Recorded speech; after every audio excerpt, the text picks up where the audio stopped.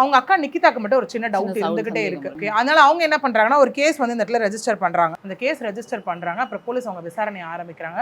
5 மாசம் கழிச்சு இப்போ மகேந்திரனை அரெஸ்ட் பண்றாங்க. ஸோ போலீஸார் என்ன பண்றாங்க அப்படின்னா பெங்களூர்ல வச்சு அரெஸ்ட் பண்றாம மார்த்தஹள்ளி அப்படிங்கிற இடத்துல வச்சுட்டு இந்த மகேந்திரனை வந்து அங்க இருந்து அரெஸ்ட் பண்றாங்க. என்னைக்குன்னா அக்டோபர் 14ஆம் தேதி அரெஸ்ட் பண்றாங்க. அது மணிப்பால்ல இருக்கு. அங்க வச்சு அரெஸ்ட் பண்றாங்க.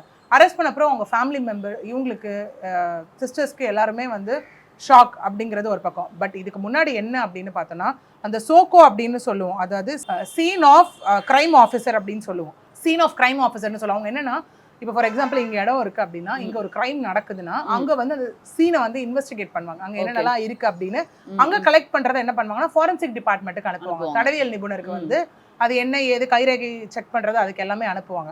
ஸோ அவங்க என்ன பண்ணியிருக்காங்கன்னா அந்த சம்பவம் நடந்த இடத்துல வந்துட்டு எவிடன்ஸாக cannula set, injection tube, medical ஐட்டம்ஸ்லாம் அங்கேருந்து வந்து கேதர் பண்ணி அப்போவே ஃபாரன்சிக் டிபார்ட்மெண்ட்டுக்கு அனுப்பியிருக்காங்க. ஓகே, அது ஒன்று. போஸ்ட்மார்ட்டம் ரிப்போர்ட் ஒன்று. இது ரெண்டுத்தையும் வச்சு தான் அவர் மாட்டுறாரு.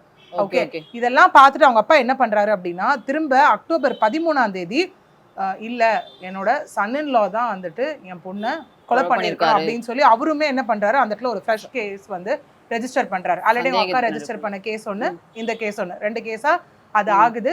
ஸோ போலீஸார் வந்து அது மாதிரி அரெஸ்ட் பண்ணுறாங்க.